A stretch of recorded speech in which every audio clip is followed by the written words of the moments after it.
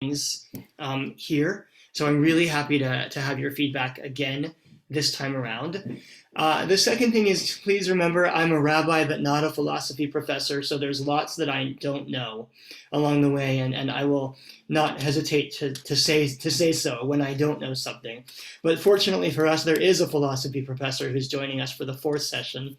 His name is Professor Michael Rosenthal, and he's a professor of philosophy at the University of Toronto, and teaches on Spinoza. And so he'll be joining us for the last of these four sessions. So anything that I don't know or we can't figure out, save up, and we'll ask him on the last night, as we did with Dr. Seeskin the last time around.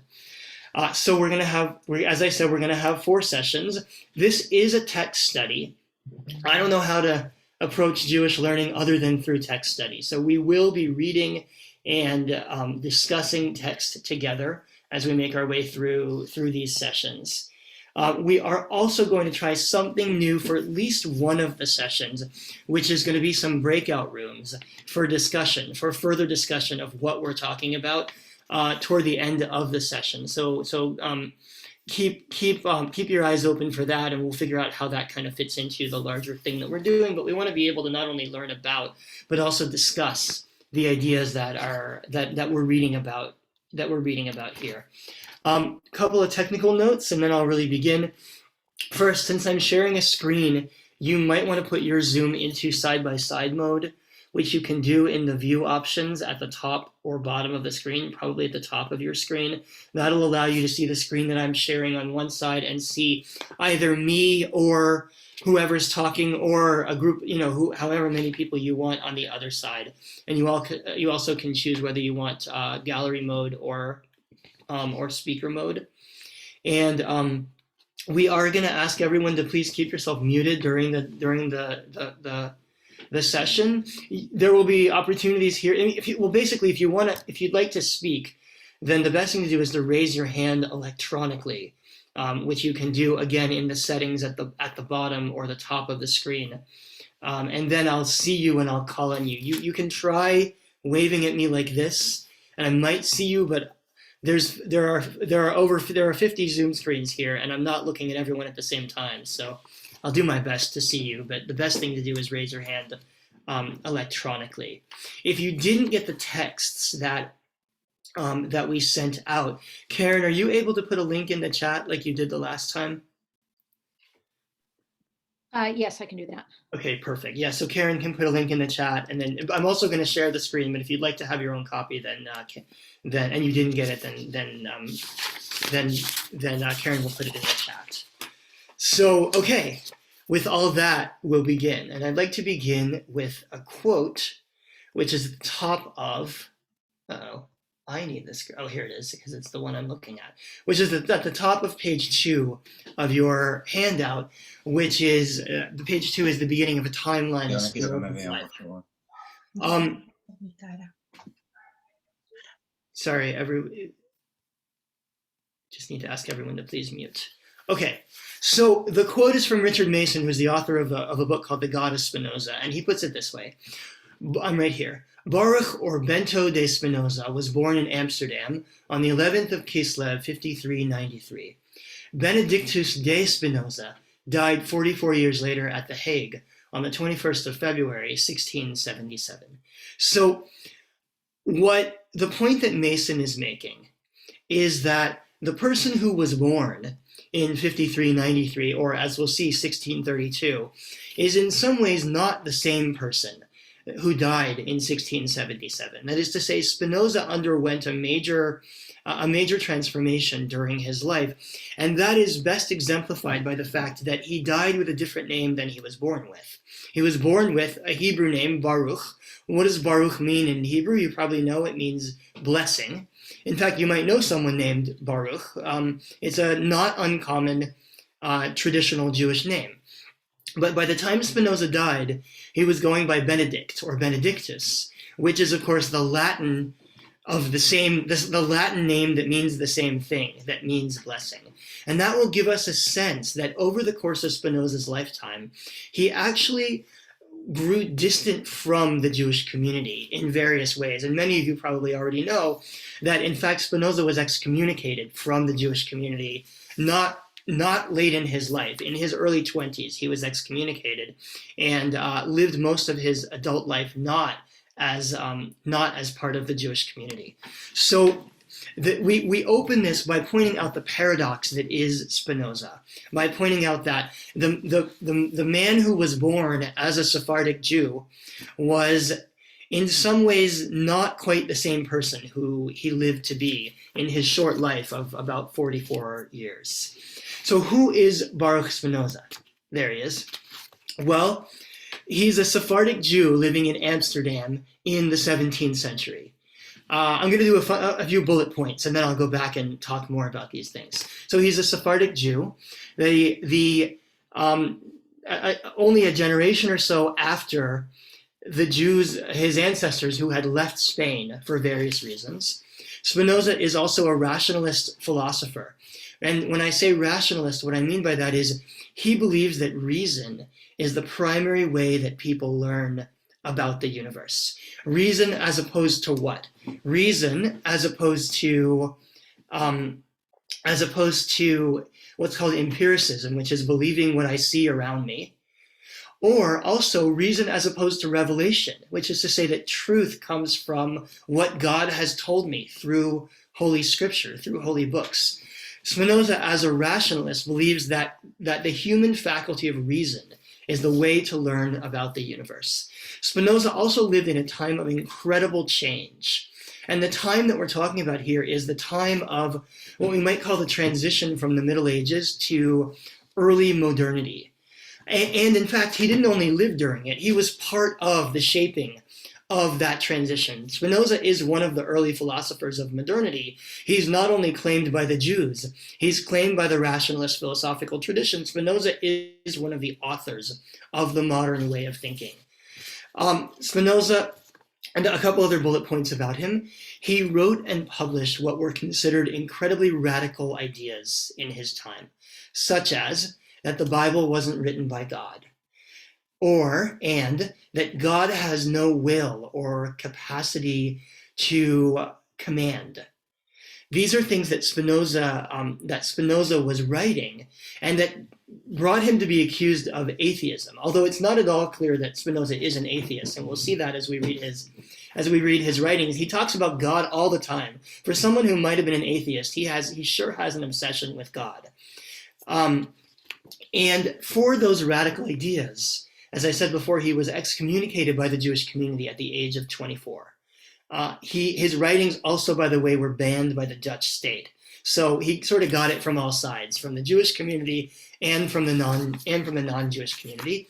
And for that reason, Spinoza lived most of his adult life, as I said before, as a kind of a man without a country. Because once you were excommunicated from the Jewish community, there was nowhere else to go in that time unless you converted to Christianity. There wasn't a secular community of non-religious people that were simply living in Europe at that time. The very beginnings of that are starting to form, but it wasn't really something that existed yet. And so Spinoza spent most of his life not as a part of the Jewish community, but also not as an accepted Christian citizen of the Netherlands, as some Jews who had converted might have been. A couple other bullet points. He was a lens grinder by trade.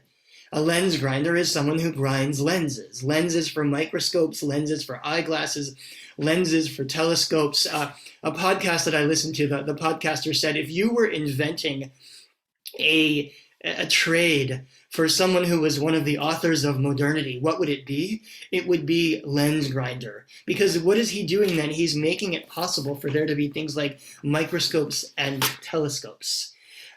He also was an advocate for social change, and we'll see that in his writings, that he was advocating for something that later we would come to call something like liberal democracy. He wasn't using that term. That language didn't exactly exist yet, even though it was actually ancient Greek language. But he believed in a new form of government that would be more in line with what he believed science and nature had to say about humanity, which is that one person, one tyrant shouldn't necessarily be in charge unless they're a really good tyrant.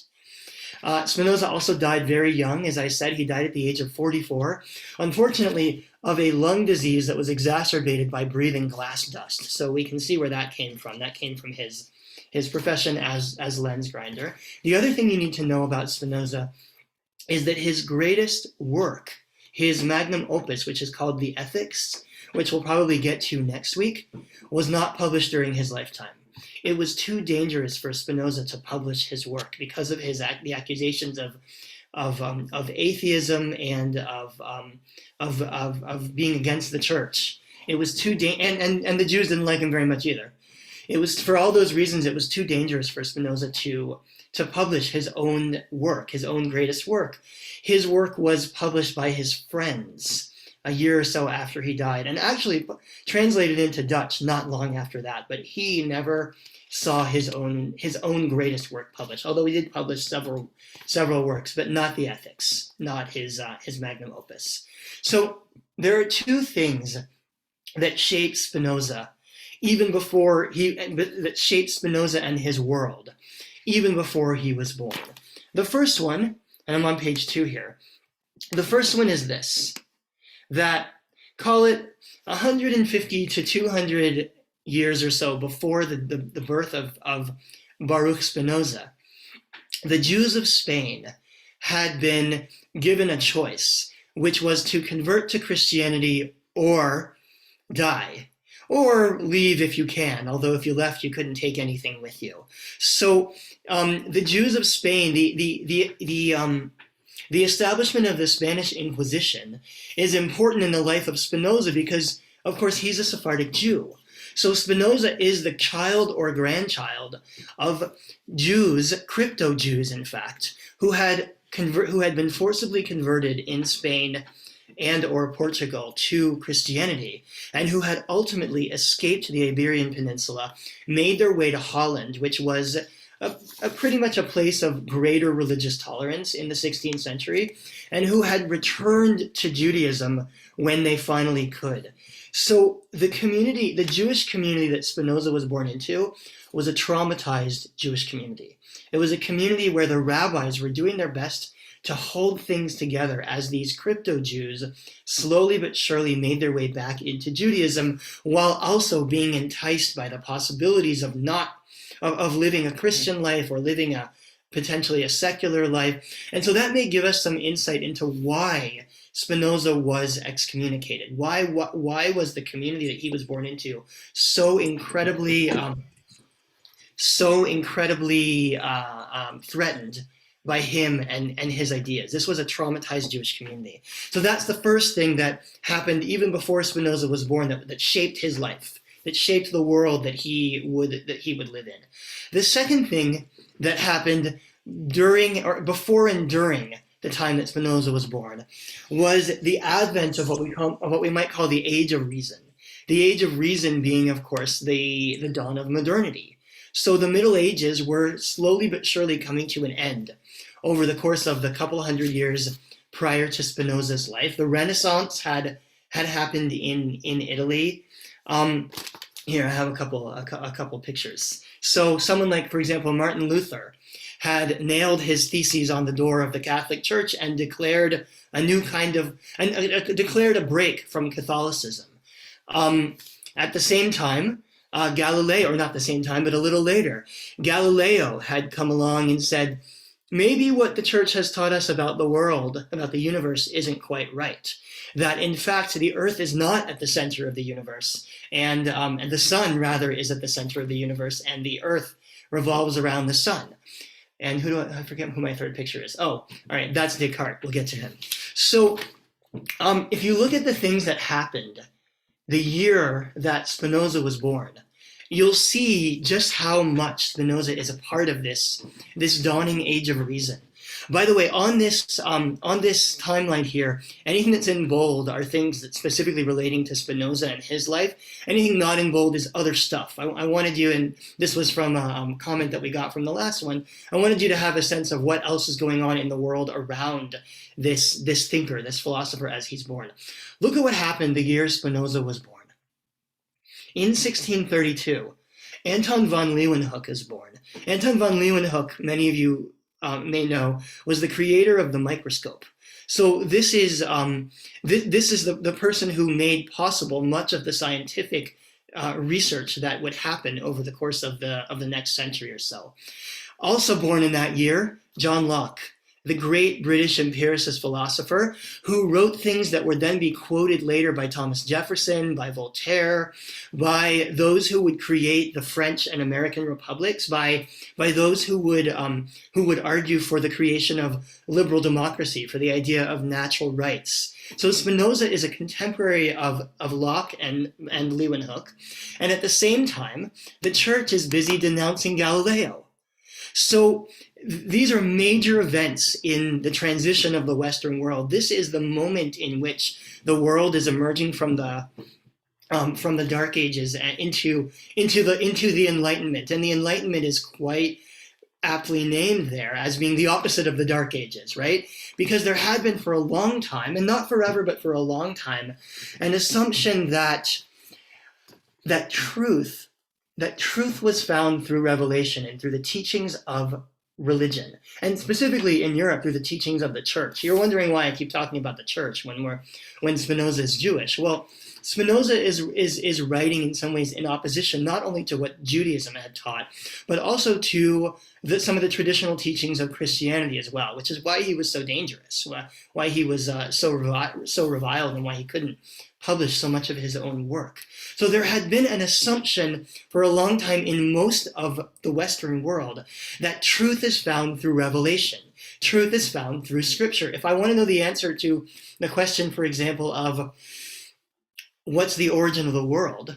Well, simple. I simply open my Bible to Genesis 1:1, and it tells me where the world came from. God created the world in 7 days. Simple enough. Well, Spinoza is living in a time when people are beginning to question everything that they thought they knew, including things like the nature of God, the nature of the Bible, the origins of the universe. And when I say people are starting to, I mean people like Spinoza are starting to. And this kind of thinking is starting to appeal to a wider range of people. So we're seeing the breakdown of authority in the church, like we said, Martin Luther breaking away from the church.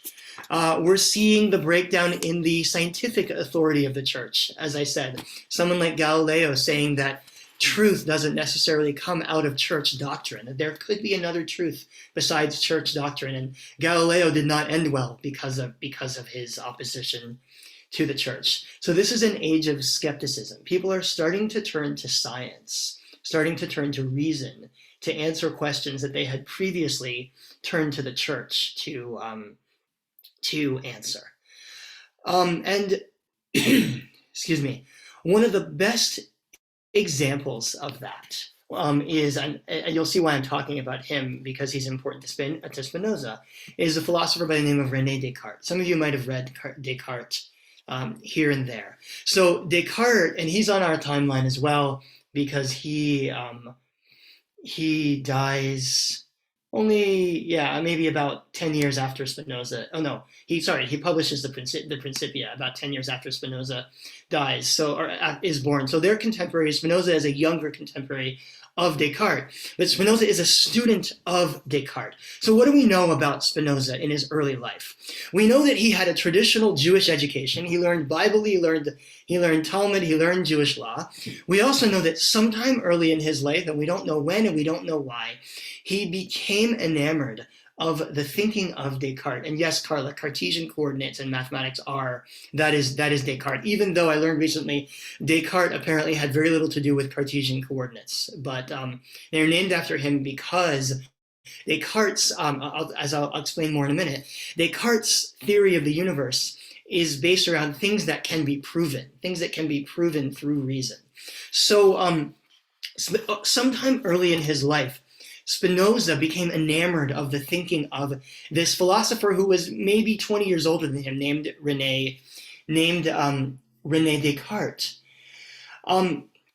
who begins to ask questions, or actually who begins to doubt things.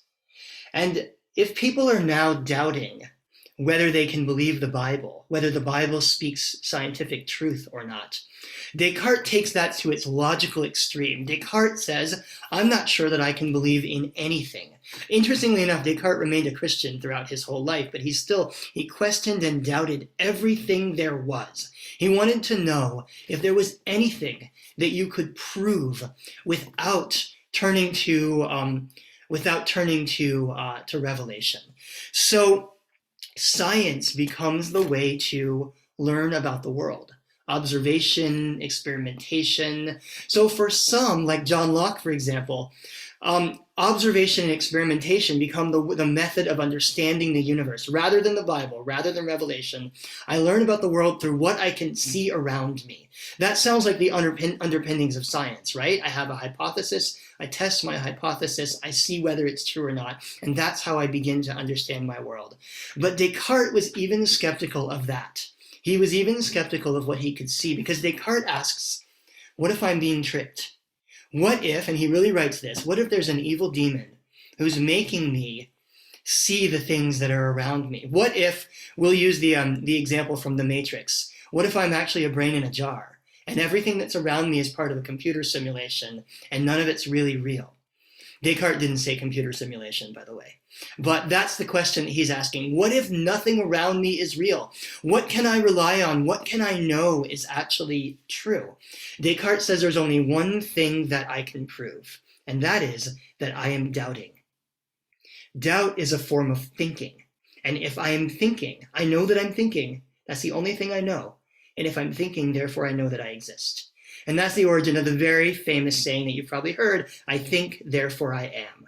So the reason I'm talking about this is because this idea that we have to prove things only based on the faculty of reason, only based on what I can know through the human through human rationality. Spinoza seizes onto this idea, and he says, I'll only believe things that I can prove.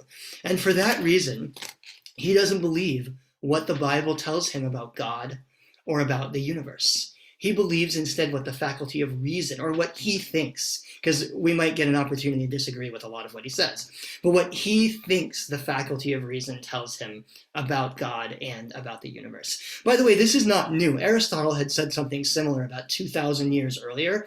Maimonides also said something that was not unlike this in some ways, that human reason matters, that what we can divine about the world through thinking about the world still matters. The major difference between Spinoza, where's Spinoza? There he is, between Spinoza and Maimonides, who we studied together last month, is that Maimonides believes that the Bible and Jewish law are divine. Maimonides still believes that the Bible comes from God. Spinoza does not. So Maimonides, as we saw, gets really deeply involved in proving that the Bible agrees with his rationalist philosophy. So if Maimonides believes certain things based on what Aristotle taught or based on the faculty of reason, and the Bible says other things, then you can remember that Maimonides has to prove that they actually mean the same thing, which means the Bible speaks in allegory, which means that the Bible is actually teaching Aristotelian philosophy, because if Aristotelian philosophy is true and the Bible's also true, then they have to say the same thing. Spinoza comes along and says, enough with all your Aristotelian rubbish. And he actually says Aristotelian rubbish in the Theological Political Treatise. And he's very clearly referring to Maimonides. He says the Bible doesn't have to be true because the Bible is the record of people's beliefs about God. The Bible didn't know philosophy. The Bible just has to agree with itself. It doesn't have to agree with philosophy because it was written by people who lived in a certain time and place and who knew certain things. And by the way, if that sounds a little bit like the way that you think about the Bible, then that's because you learned it from Spinoza. So Spinoza is one of the first to have said this out loud, to have said that the Bible is written by people and represents the knowledge and the morality and the wisdom of people living during certain times. And we'll see later on that Spinoza doesn't discount or throw away the Bible at all. He believes that the Bible is an important document, but he doesn't believe that it was written by God, and he doesn't believe that it has to agree with philosophy, with Aristotelian philosophy, or that it has to agree with reason. So Spinoza, like Descartes, is not afraid to throw out old assumptions and start again. He's not afraid to follow rational thought to its logical extremes. And for that reason, as we'll see next week when we get to the ethics, his arguments are actually laid out in what you might call a sort of a Cartesian geometric style. I don't mean that there's shapes, not that kind of geometry, although actually there are shapes in some parts of the ethics. He draws a triangle.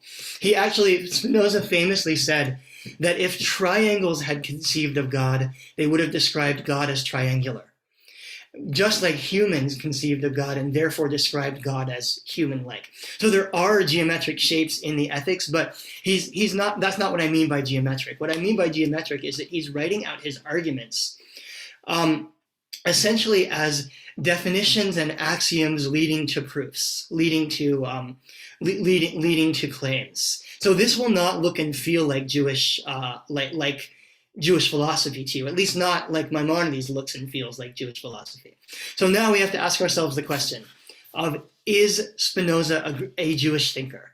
We are here in this series called Great Jewish Thinkers, and we have to ask ourselves, is this guy in fact a Jewish thinker? And the answer is yes and no. It won't surprise you to learn. Well, the answer actually is you can decide for yourself whether Spinoza is a Jewish thinker. On the one hand, Spinoza was excommunicated from the Jewish community. He lived, as I said, most of his adult life, not as a Jew, but as a kind of a societal outcast, as someone who was not willing to convert to Christianity, but also no longer part of the Jewish community. And excommunication was a serious thing. If you were excommunicated from the Jewish community, no one was allowed to do business with you. No one was allowed to speak to you, including your own parents. Spinoza's parents were both dead by the time he was excommunicated. What actually seems to have happened, by the way, is that Spinoza sort of held his tongue while his father was alive. And when his father died, when he was about 22, 23, he just started saying all the things he really thought, and that got him excommunicated. His mother had died much earlier when he was 6 years old. But no one was allowed to speak to you. You were not allowed to be treated as part of the community in any way. So is Spinoza a Jew? Well, he's Jewish by birth, but is he Jewish by community? Almost not at all. And at the same time, he's very much part of the European philosophical discourse of this time, things like reason and social contract theory. In fact, Spinoza is one of what are called the three great Continental Rationalists, the other two being Descartes, who we talked about, and Leibniz, who came after Spinoza, who Spinoza and Leibniz had a discourse. They traded work, they read each other's work. So Spinoza's communications are as much with the non-Jewish community as they are with those few Jewish friends that he might have had left. And it's not clear that many of his social contacts were in the Jewish community at all. And so in some ways, Spinoza is not part of Jewish discourse, in the sense that the later Jewish community does not adopt him in the way that it does Maimonides. We read Maimonides as part of the Jewish discourse. Spinoza is kind of a branch out of the Jewish discourse in many ways. But at the same time, it's really clear that Spinoza is writing about Judaism. He cares a lot about biblical and Jewish matters. He's writing about scripture. He's writing about religion. He's also writing about Christian religion. And so it's clear that he cares about religious matters. But he comes from a Jewish place. And in fact, some of his ideas have a very clear Jewish influence, including the idea of the absolute oneness of God. We'll see that that's a really important feature of Spinoza's philosophy, that there can be only one God. In fact, there can be only one thing, and that thing is God. And so the idea that there's only one God which is so central to Judaism, is also absolutely central to Spinoza's philosophy, as is what's called pantheism.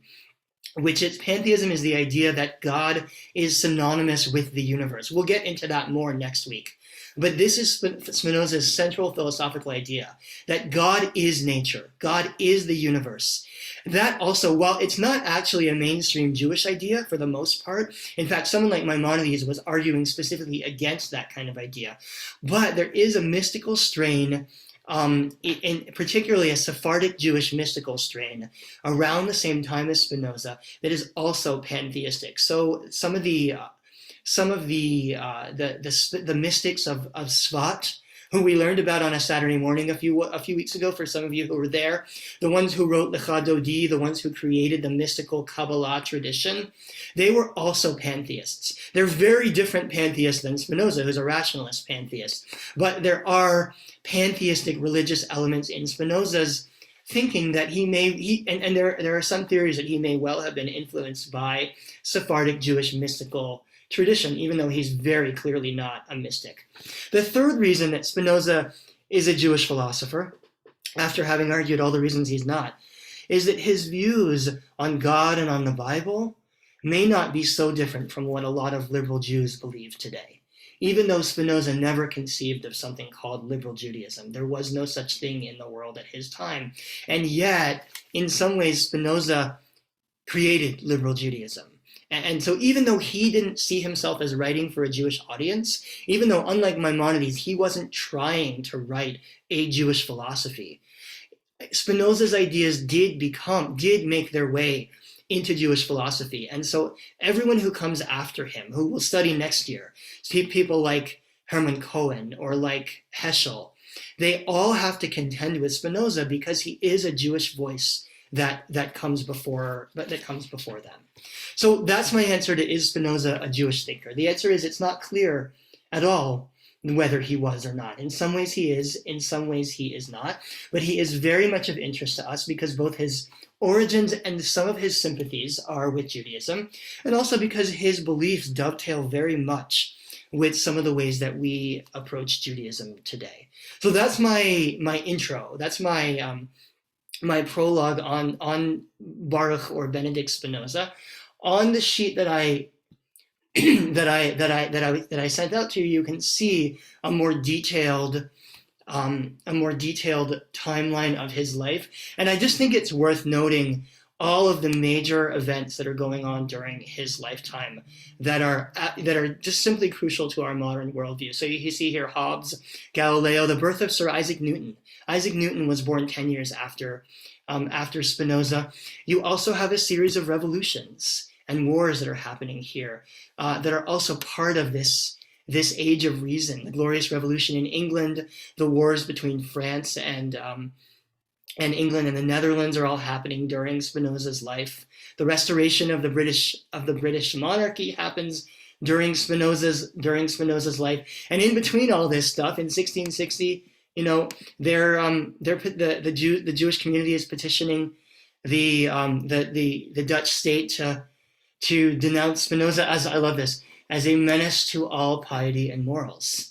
So as you read his work, you'll have to ask yourself, does he sound to you like a menace to all piety and morals? So it's a turbulent time, it's a turbulent life, and it's a life that in many ways has shaped the ways that we think as Jews and truly as human beings today.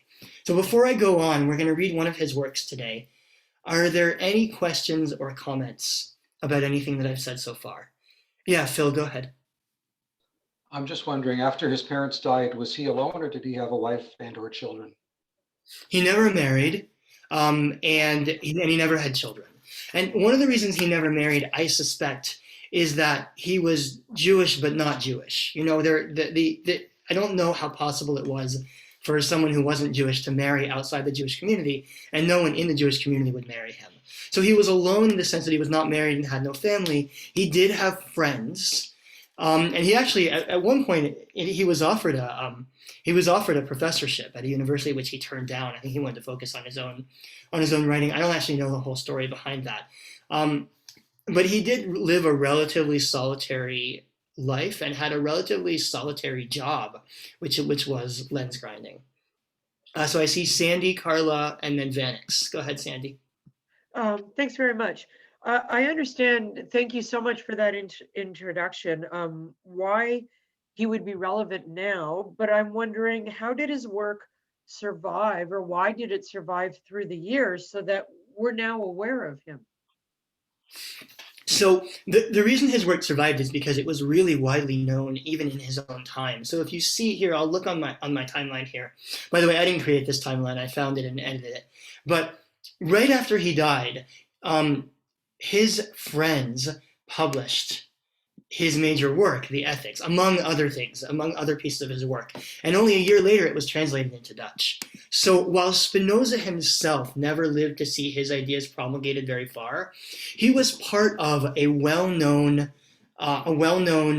dialogue, or I guess a well-known discourse that was going on. He was responding to Descartes. He was responding to John Locke. These are people who were part of European discourse. So it's not only that we study him today. People in and right and shortly after his time were also studying him. And while nobody read the Ethics in his time, they had read the Theological Political Treatise, which is what we're going to read probably our third day.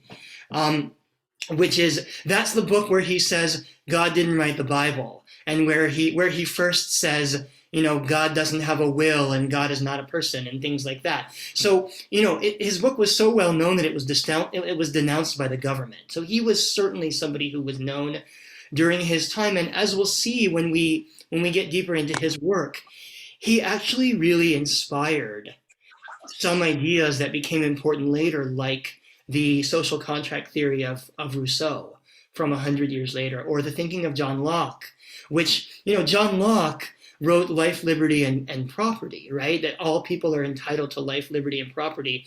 And Thomas Jefferson incorporated that into the American Declaration of Independence.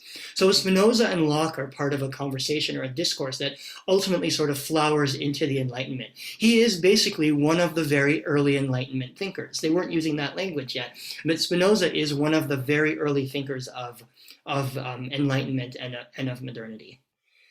Carla, and then Peter and Joy. I'm just thinking that if the Jewish community's position in the Netherlands is a little precarious, maybe that's the reason the Jewish community denounced him to I guess they would have been Orange Protestants in Holland at the time. Yes, I think that's really likely. First of all, as I said before, this was a traumatized community of former crypto Jews, and the rabbis are trying very hard to bring these people back into Judaism. So along comes a guy who says everything you thought you knew about Judaism was wrong. And they were really, really quite threatened by that idea. And at the same time, while the Netherlands were a more tolerant place than other places, there were no Jews in the UK at this time, right? Was it Cromwell who allowed Jews back into? Yeah, he did. I can't remember. Although Elizabeth had a Jewish doctor. Right. Yeah, and so there were officially no Jews in England at this time. There were no Jews in Spain or Portugal or Italy because there was an Inquisition in all of those places. So this was a more tolerant place. But I agree with you that the Jewish community still probably was feeling relatively precarious, both because of its own traumatizing experience in Spain and Portugal, and because anything was at the whim of the government. And so that's part of why he would have been denounced and excommunicated. Peter and Joy?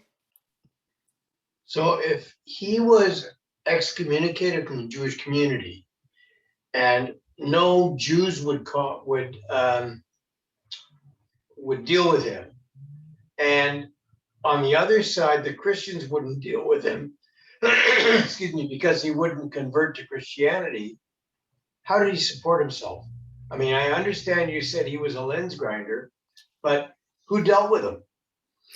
Well, he is known to have lived a relatively solitary life and mysterious life. We don't know a lot about what he did or who his friends are, but we know he carried on a discourse with people like Descartes and Leibniz. We know he was writing. And so, who are they? They're the liberals of their time. They're the other dangerous people in society. So Spinoza couldn't have gotten married because he lived in a world where the only way to get married was through the church or the synagogue. By the way, like in Israel today, there's no such thing as secular marriage, as civil marriage in the state of Israel today. But just because he couldn't have gotten married doesn't mean he didn't have a few friends. So I suspect that he had a few friends and followers who were reading and publishing his work, but he didn't live as part of the larger Christian society, and he certainly didn't live as part of the Jewish world. He does seem to have been relatively lonely, but that may have suited him. As we're going to see, actually, we're going to turn to the first of his works. And we're going to see that he was quite intellectually minded. This is someone whose greatest interest was in the pursuit of truth. So I want to read, I debated whether to read this text with you or not, because the stuff we're going to do next week, which is the ethics and his view of God, is so voluminous that I don't honestly know how we're going to get through it all, but we'll figure it out. But I thought that this work, which he published when he was about 30, which is called the Treatise on the Emendation of the Intellect, and on the way by which it is best directed to the true knowledge of things. All of this stuff had long titles.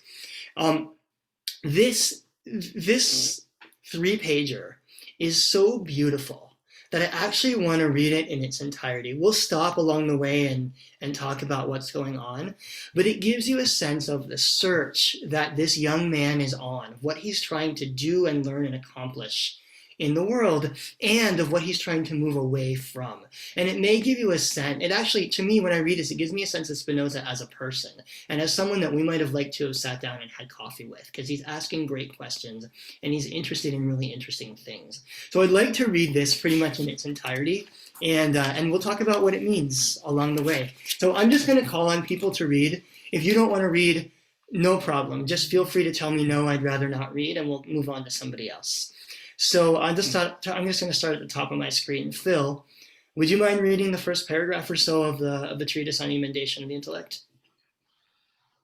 After experience had taught me the hollowness and futility of everything that is ordinarily encountered in daily life, and I realized that all the things which were the source and object of my anxiety held nothing of good or evil in themselves, save insofar as the mind was influenced by them, I resolved at length to inquire whether there existed a true good, one which was capable of communicating itself and could alone affect the mind to the exclusion of all else, whether in fact there was something whose discovery and acquisition would afford me a continuous and supreme joy to all eternity. Okay, I'll stop you for a second. So what's the question he's asking here? Spinoza is trying to understand whether there is a true good. Is there something in the universe that might be termed goodness? That might be termed that thing that we should all be striving for. By the way, the term philosophy, what does philosophy mean in Greek? Anybody know? Love of wisdom. Love of wisdom, exactly. Philo means love, like Philadelphia, right? The city of brotherly love. And Sophia, or Sophie, is wisdom. So philosophy is the love of wisdom, or the love of Sophie, or the love of wisdom, right? And so what he's really talking about here is, what is that thing that or not even what is that, but is there a thing in the world, in the universe, that might be termed the true good, that we might pursue, that will objectively bring goodness into our lives? And one of the things that he lets us know early on here is that he realized, first of all, this sounds like what's the book? Ecclesiastes. To give you a sense of the depth of his biblical knowledge, he's quoting Ecclesiastes here. The hollowness and futility of everything. It sounds depressing, but it also sounds quite biblical. Everything is hollow and everything is futility. And not only that, all the things which are the source and object of my anxiety held nothing of good and evil in themselves, save insofar as the mind was influenced by them. And we're going to find out later in this treatise that Spinoza basically believes that all good and evil, all good and bad, is relative. So he's trying to understand, is there some objective good, something that is not just relative, that I can latch onto and find that will bring goodness into my life? Not unlike Descartes, who was asking, is there any one thing that I can know? If I doubt everything in the world, is there any one thing that I can know? So we'll go on here. Let's see, Dawn, will you read the next 2 paragraphs, please? I say I resolved at length, for at first sight it seemed ill-advised to risk the loss of what was certain in the hope of something at the time uncertain. I could well see the advantages that derive from honor and wealth, and that I would be forced to abandon their quest if I were to devote myself to some new and different objective. And if, in fact, supreme happiness were to be found in the former, I must inevitably fail to attain it.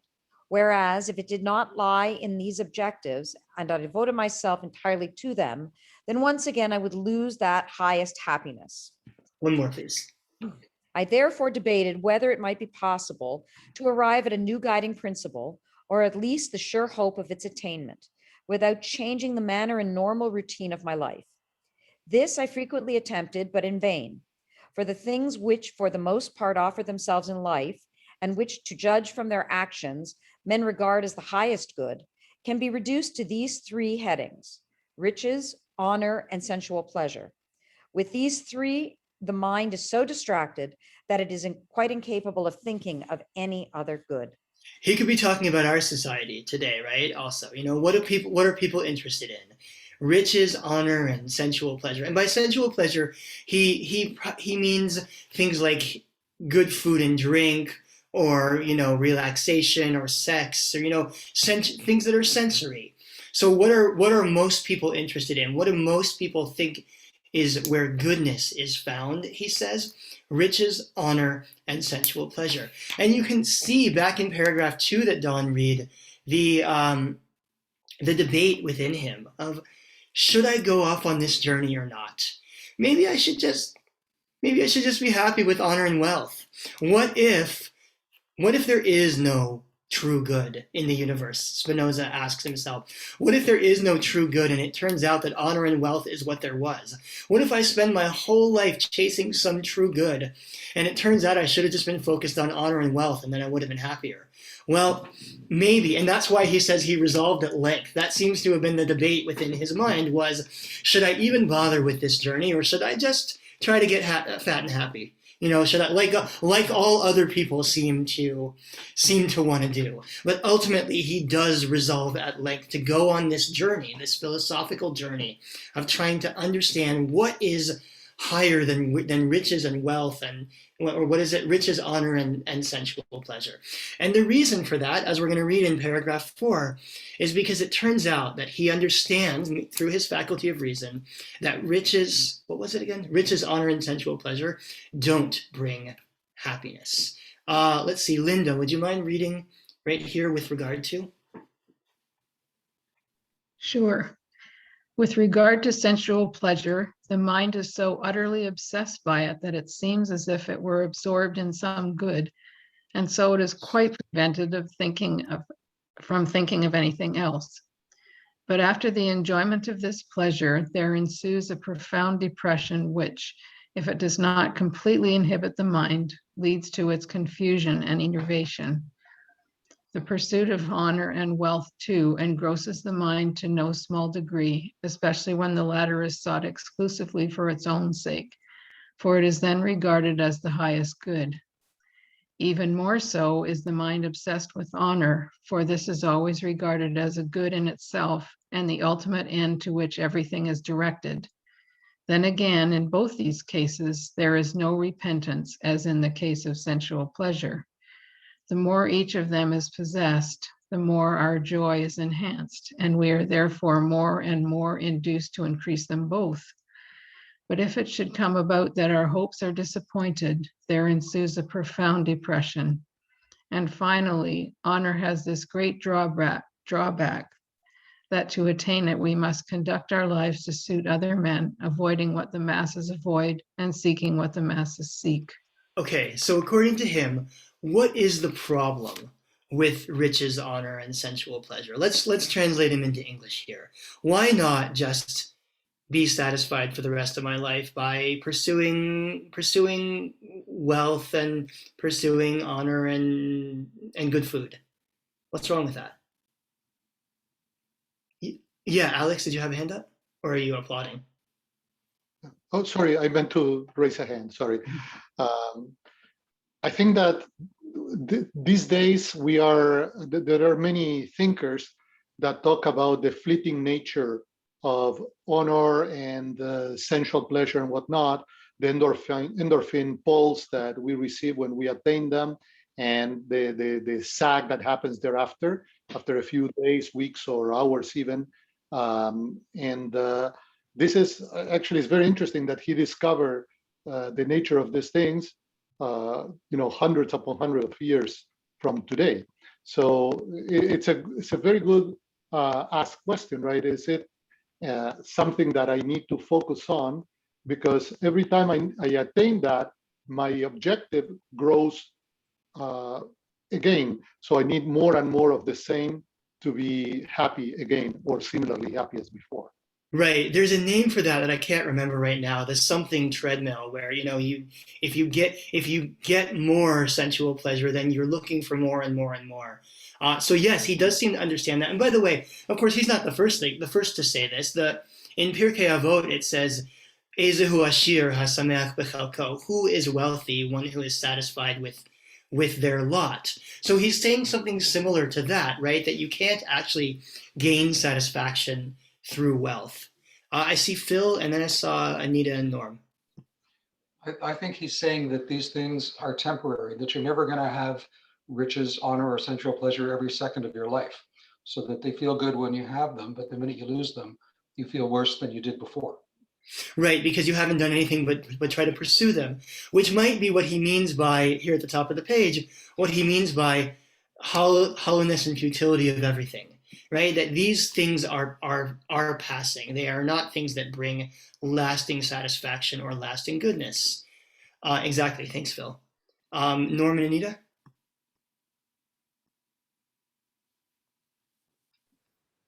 Yeah, it seemed rather sad to me because he seemed to be very defeatist in his view. The way I read it, it wasn't that you pursue these things and then you want more, so you're depressed. He actually says you have joy, and that pushes you on to want more and more of them. But what he says is that you get depressed because you can't have it. So it's like he has this defeatist attitude that because these things are fleeting, or there's always more to be had, that we shouldn't pursue it at all. And I think that's kind of sad. That's just my opinion. But yeah, or I see that, and possibly that he's depressed, right? These do sound like the words of someone who has not found satisfaction or joy in their life, or at least not in a lasting sense. And by the way, he's not saying never enjoy good food. Well, he'll actually say a version of that later. Never enjoy, don't have any money. Don't ever, pursue honor. But what he is saying is that those things can't be the end all of goodness in the world. Remember that if we go back to paragraph 1, what he's seeking is a true good. Does there exist a true good? He's saying that those things are not the true good.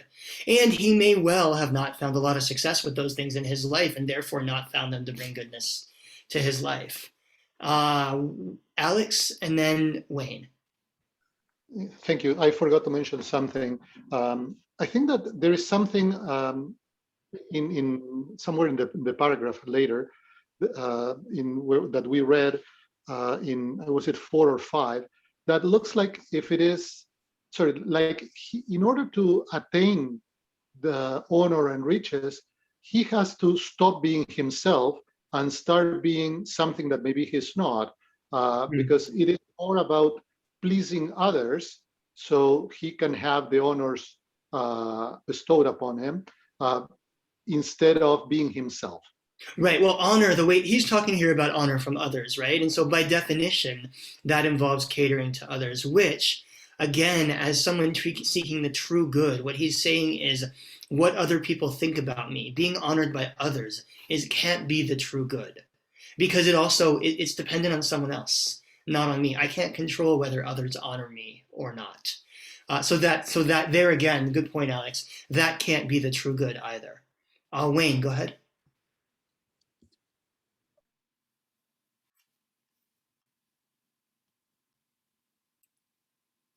Wayne, where'd you go? Okay, I got it. By the time I find the button, okay. All right. Sorry, I was trying to say, when it was read, two things came to mind. It vaguely sounds very similar to a substance abuse, where you're looking for something to make you feel better, and then so you go for it, and it doesn't. So you take some more, and you never achieve what you want to, and also it sounds that these things. It sounds like if you're trying to find a quick fix by the things that he's mentioned, you're not going to find it. That's not the way to go about it. Those are the two things that came to my mind. Right, I agree with you. And in fact, as he says in the next paragraph, not only are those things not the route to happiness, but they actually hinder happiness. Here, Karen, will you read this paragraph for us, please? Now, all those objectives that are commonly pursued not only contribute nothing to the preservation of our being, but even hinder it, being frequently the cause of the destruction of those who gain possession of them, and invariably the cause of the destruction of those who are possessed by them. For there are numerous examples of men who have suffered persecution unto death because of their wealth, and also of men who have exposed themselves to so many dangers to acquire riches that they have finally paid for their folly with their lives. Nor are there less numerous examples of men who, to gain or preserve honor, have suffered a most wretched fate. Finally, there are innumerable examples of men who have hastened their death by reason of excessive sensual pleasure. If you'll read one more, please. These evils, moreover, seem to arise from this, that all happiness or unhappiness depends solely on the quality of the object to which we are bound by love. For strife will never arise on account of that which is not loved. There will be no sorrow if it is lost, no envy if it is possessed by another, no fear, no hatred, in a word, no emotional agitation, all of which, however, occur in the case of the love of perishable things, such as all those of which we have been speaking. But love towards a thing eternal and infinite feeds the mind with joy alone, unmixed with any sadness. This is greatly to be desired and to be sought with all our might. So the problem is that we love those things. The problem is, as many of you are saying, when we place those as the objects of worship. He's not saying worship, but he does, I think he means something like that, that when what you're really after, when what you're really worshiping are wealth and honor and sensual pleasure, that because those things are fleeting and can be dangerous and dependent on other people and can even hurt you, therefore, the love of those, what does he call it? The love of perishable things. The love of those perishable things can't possibly be the good in the world. And so for that reason, he knows that he must go on this journey of seeking something else that is good in the world. Phil, go ahead. Yeah, I'm a little confused. When he says he's looking for the good, does he define good as meaning something that makes you feel good, or does he mean good in the sense of morality, good versus evil? Neither. I'm Let's not go sure on what he and means by good. so neither. Let's go on and see what he means by the true good. In fact, he's about to say that. Who hasn't? Well, I don't remember where I was on here. Jeff, would you mind reading the next paragraph, paragraph 11? This one thing I could see, that as long as my mind was occupied with these thoughts, it turned away from those other objects and earnestly applied itself to the quest for a new guiding principle. This was a great comfort to me, for I saw that those evils were not so persistent as to refuse to yield to remedies. And although at first these intermissions were rare and of very brief duration, nevertheless, as a true good became more and more discernible to me, these intermissions became more frequent and longer. So I was very pleased to learn that I was able to turn my mind away from only thinking about wealth and wealth, honor, and sensual pleasure. How comforting. He says this was a great comfort to me. I was glad to know that for very short periods of time, I was able to stop thinking about those things. And at first it was only really short periods of time. But the more I delved into thinking about things besides that, and we're going to see in a minute what the true good is. Don't worry, Phil. He's about to translate, or he's about to explain it. The more I started focusing on the true good rather than on those passing things, the longer and longer I was able to do it.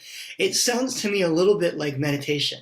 At first, you do it for just a really short period of time, and then but it takes practice, right? And the more you practice focusing on a certain thing, the more you're able to do it. So Spinoza is saying that over time, he's learning to turn his mind away from these ethereal, passing, subjective, harmful things and toward something good, which he's going to call the true good, which he figures 12 paragraphs into his essay, he better define for us now. So let's see, Anita, would you be willing to read the next paragraph for us? Yeah.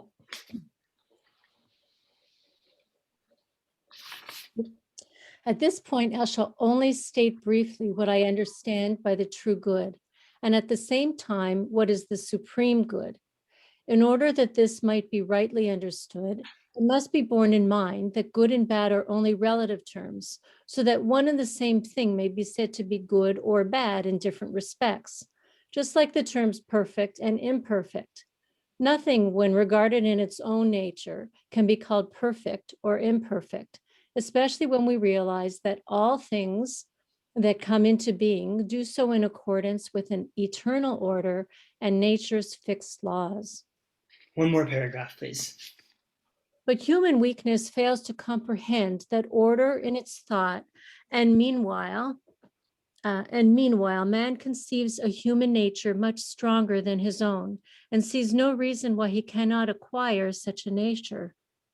Thus, he is urged to seek the means that will bring him to such a perfection, and all that can be the means of his attaining this objective is called a true good, while the supreme good is to arrive at the enjoyment of such a nature, together with other individuals, if possible.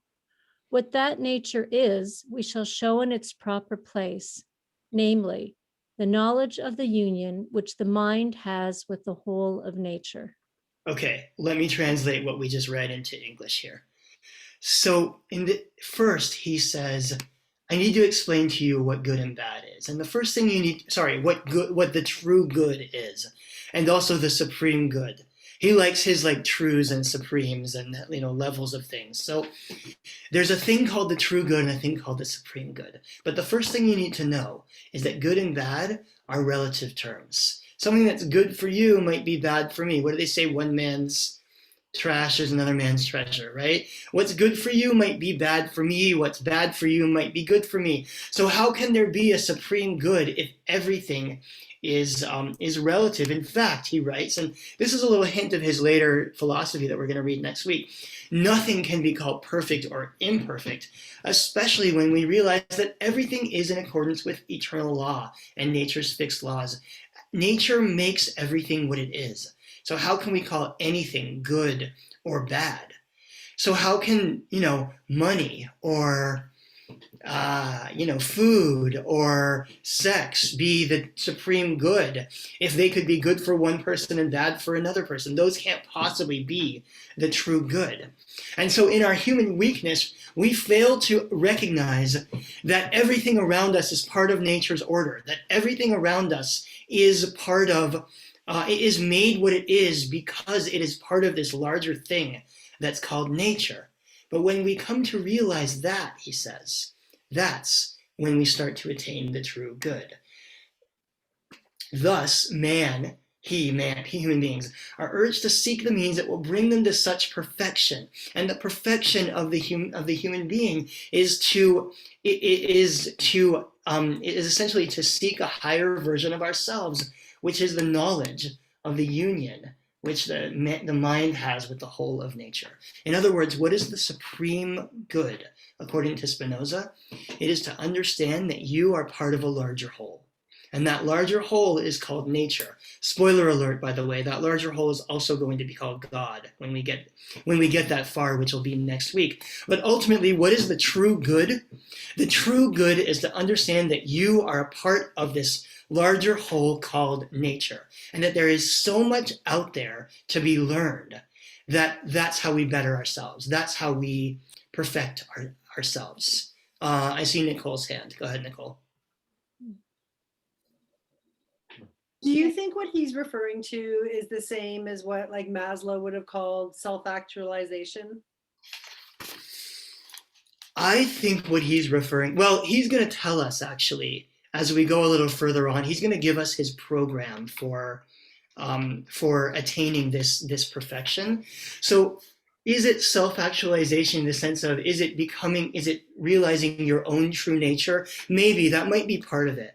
But I think he's actually seeing it in a larger sense. I think he's seeing this maybe more similar to the way Maimonides is, that by contemplating the nature of the universe, that you come to know God, that you come to be, you remember how Maimonides described being in the inner chamber, and that through philosophy you find your way into the inner chamber? Well, Spinoza's he's not using that language, but he may be saying something similar to that, which is to realize that you are part of this larger whole and that you can come to know nature and to come to know God by learning about nature. And the reason I think it's that is because the program that he will lay out later in a paragraph or so is a program actually of like education and social welfare and things like that.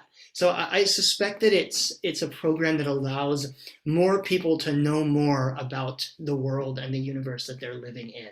And maybe self-actualization actually comes out of that through understanding nature and through understanding that we are part of nature, we understand ourselves better. And we're not lying to ourselves anymore about what we're called to do in the world or what we're called to be or what our values are. So maybe, I don't know if maybe that in that sense, it is a form of self-actualization. I thought, Peter and Joy, you had your hand up and took it down. Did you have a comment? Yeah, you've pretty much covered what I was going to say. I'm just going to comment on the fact that nature, the natural world and the natural functioning of the world seems to be what he says is the supreme good. And as you said a few minutes ago, that is equivalent to God. Right, and it's not only about the nature itself, but also the part that I have highlighted here, knowledge of the union which the mind has with the whole of nature. In other words, that you are part of this larger thing. And some people have claimed Spinoza as a mystic for that line right there, where they're saying, he's looking for a mystical experience of God and nature.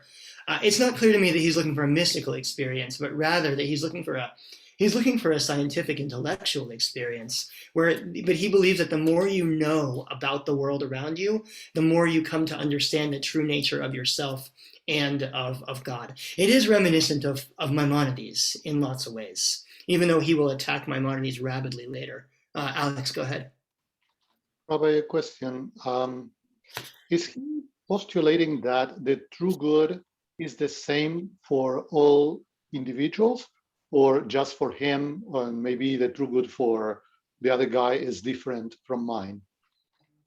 I think he's saying it's for everyone. Yeah, I think it's a kind of a postmodernist thing to say, your good could be different from my good, because remember, he's already dispensed with the category of things that are good for you but bad for me. He says that money and food and other sensual things are in that category, but he's searching for the true good. He's searching for the thing that is good for all. That's built into the fabric of the universe to be good. And that for him is it's philosophy. It's the journey of the love of knowledge, where you learn about the universe and you learn about yourself by learning about the universe. And I see all of you talking about pantheism and the idea that God is all is God and all is one, and John Lennon, believe me, they're all following Spinoza in lots of ways. Let's actually, Alex, since you were unmuted, will you read a little more for us here? Let's go on to paragraph 14 and we'll read about his program. This then is the end for which I strive, to acquire the nature I have described and to endeavor that many should acquire it along with me. That is to say, my own happiness involves my making an effort to persuade many others to think as I do, so that their understanding and their desire should entirely accord with my understanding and my desire. To bring this about, it is necessary, 1, to understand as much about nature as suffices for acquiring such a nature, and 2, to establish such a social order as will enable as many as possible to reach this goal with the greatest possible ease and assurance. Furthermore, attention must be paid to moral philosophy and likewise the theory of the education of children. And since health is of no little importance in attaining this end, the whole science of medicine must be elaborated. And since many difficult tasks are rendered easy by contrivance, and we can thereby gain much time and convenience in our daily lives, the science of mechanics is in no way to be despised. So thank you, Alex. I want to just note that, let's just note what Spinoza is calling for here. 150 years before the French Revolution, he is calling for a scientific revolution to know as much as we can about the world around us. He is calling for a social order where more people, where as many as possible will be given ease and assurance. He's calling for democracy. Well, maybe not, but he's calling for a social order that is for the people rather than one that is for a tyrannical leadership. He's calling for universal education, moral philosophy, and attention paid to the theory of the education of children. He's calling for universal health care, right? That human beings have, he's not saying natural rights yet, but John Locke might have been saying it at the same time. He's essentially saying that all people should be afforded the health care that they need, and we should be putting money and time into developing the science of medicine in order to take better care of people so that they can go on this journey.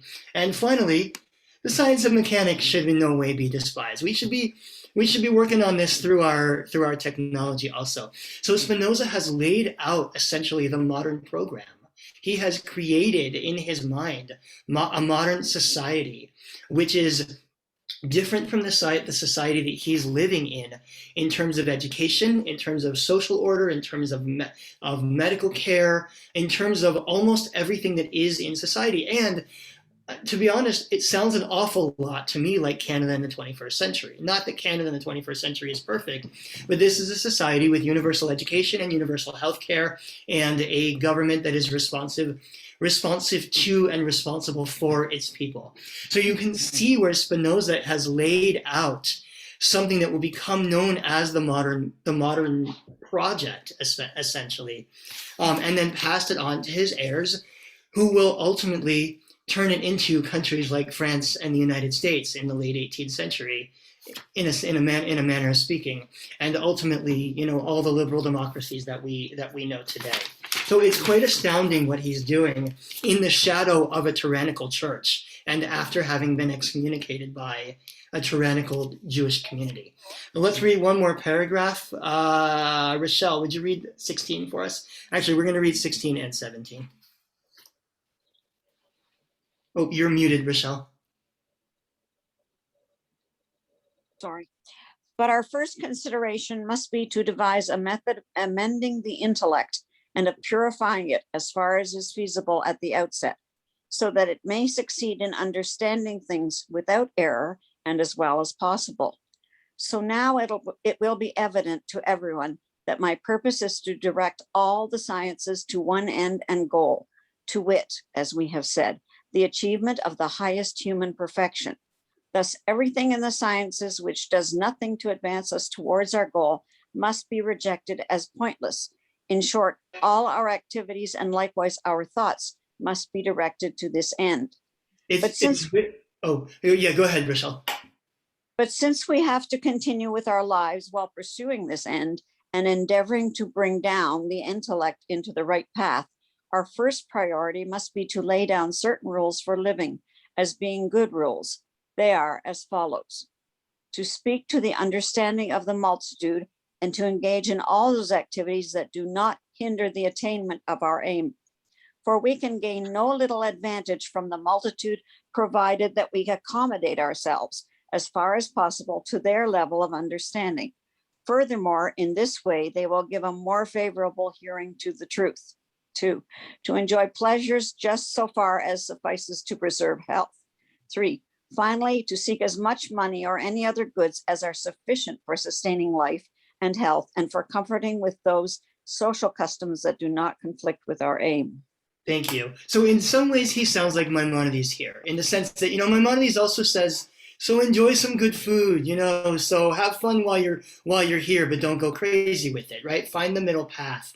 These things shouldn't be our objects of worship, but they should be part of our lives. We shouldn't reject them entirely. But where he doesn't sound like Maimonides to me is in the first of his 3 points, which is that Spinoza really has a deep belief in what he calls the multitude, which is the common people. Spinoza believes that where Maimonides believed that there was an intellectual elite and the vast majority of the common people weren't going to be capable of this, they should just keep following the mitzvot and not worry about it.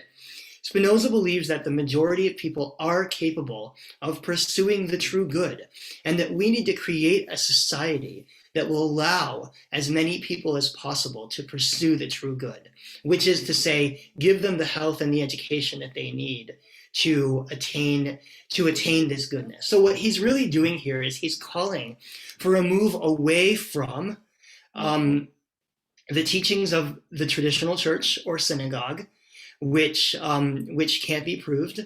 He's calling for a move away from tyrannical monarchy or a government for the good of the elite, and he's calling instead for the establishment of a society that will be based around the idea that everybody is capable of attaining this good, and that the true good, is actually found in knowledge of the universe and knowledge and thereby through knowledge of God. So again, we ask ourselves, how is this Jewish philosophy?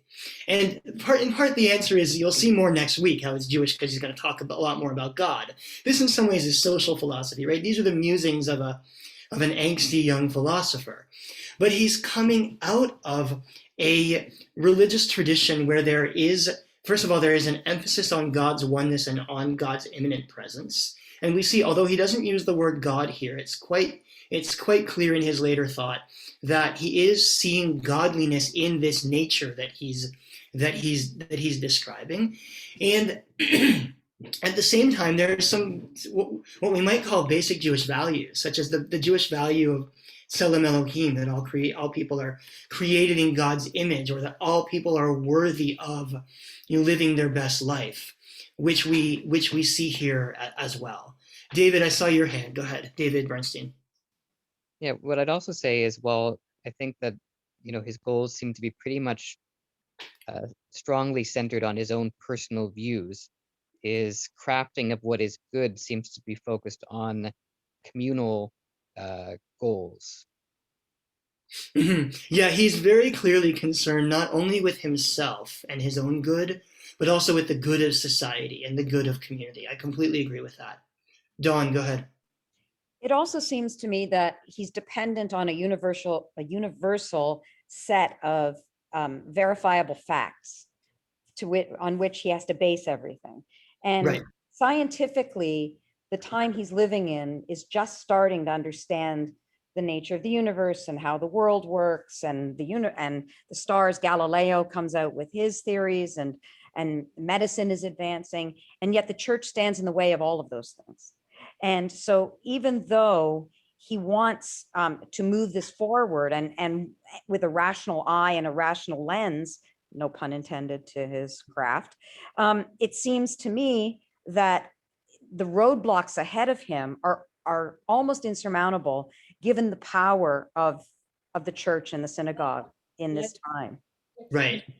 Yeah, and it's amazing to think about how far the world has shifted in 300 years since Spinoza's life. That a lot of what or how far it hasn't. I mean, right, you can look at it from the other perspective as well. Those who still find their rationality within the pages of Scripture, who refuse to accept verifiable scientific fact, exist even today. And running up against those walls are very difficult for those of us who find the balance between the two. Yeah, I hear you. So, Dawn, what you said at the very beginning of what you said is really important, that Spinoza is looking for things that can be proven by what he believes is verifiable fact. So when you turn to page 7, your head is going to start to spin, because what you will see for the next 10 pages or so is parts of what's called the ethics, which this is Spinoza's master work. And you will see that Spinoza is not writing in prose here. He is writing in basically mathematical style, where he gives you a set of definitions. By that which is self-caused, I mean, etc. By substance, I mean, etc. Then he gives you axioms, things which are accepted in and of themselves. And then he begins a series of propositions. And the propositions are all, look at this.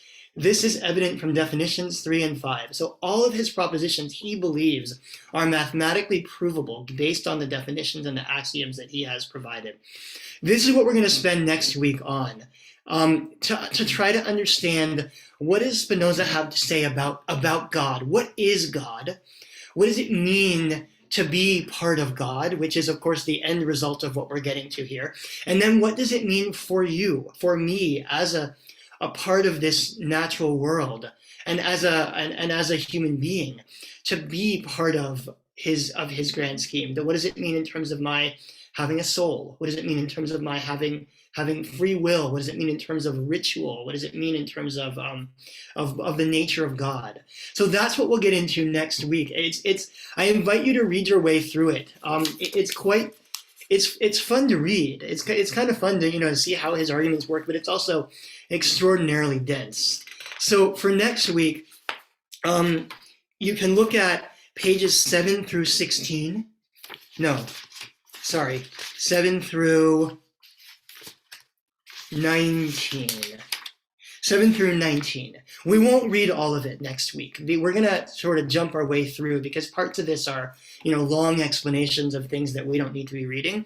But take a look, if you want, at parts at 7 through 19, and we'll have that discussion in much more depth now about what is God and what does it mean for us to be part of God.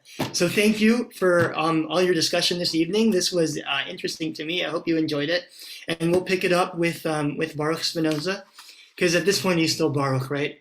He's going to be Benedict by next week. We'll pick it up with Spinoza again next Wednesday. Thanks, everyone. Thank you, Rabbi. Thank you. Bye now. Thank you. Bye. Interesting. Bye. Thank you. Very, very good. Thank you. Good night, everybody. Night.